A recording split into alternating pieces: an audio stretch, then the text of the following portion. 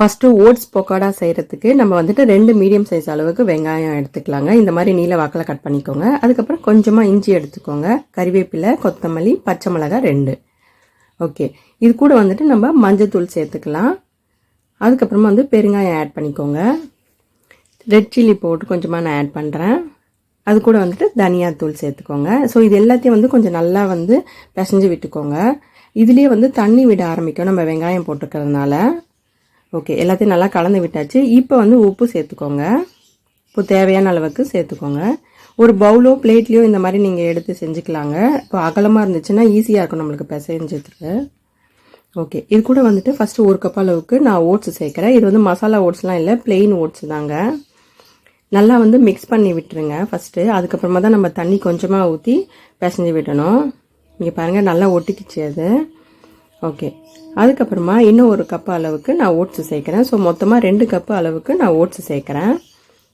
Okay, நல்லா mix பண்ணி விட்டுட்டு இதில் உப்போ காரமோ கொஞ்சம் கம்மியாக இருக்கிற போல் இருந்துச்சுன்னா கொஞ்சமாக சில்லி பவுடரும் அதுக்கப்புறமா உப்பும் ஆட் பண்ணிக்கலாம் நீங்கள்.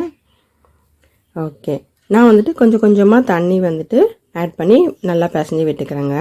இது பார்த்திங்கன்னா தண்ணி நல்லா இழுக்கும். ஓட்ஸ் தண்ணி இழுக்கும். ஸோ அதனால் நம்ம கொஞ்சம் கொஞ்சமாக ஊற்றி தான் மிக்ஸ் பண்ணணும்.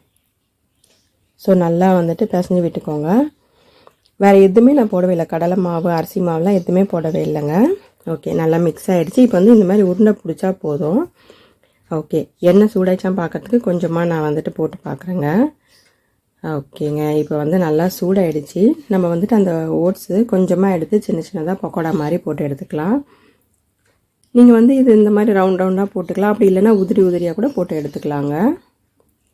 ஓகே, ரொம்பவே டேஸ்டியாக இருக்கும் இது. ஸோ மறக்காமல் உங்கள் வீட்டில் இதை செஞ்சு பாருங்கள்.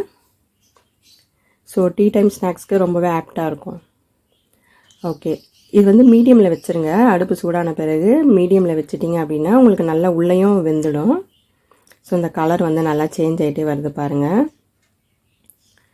ஓகேங்க, இப்போ எண்ணெய் வடிச்சிட்டு நம்ம எடுத்துடலாம். நல்லா சூப்பராக ரெடி ஆகிடுச்சிங்க. சூப்பரான ஓட்ஸ் பக்கோடா ரெடி.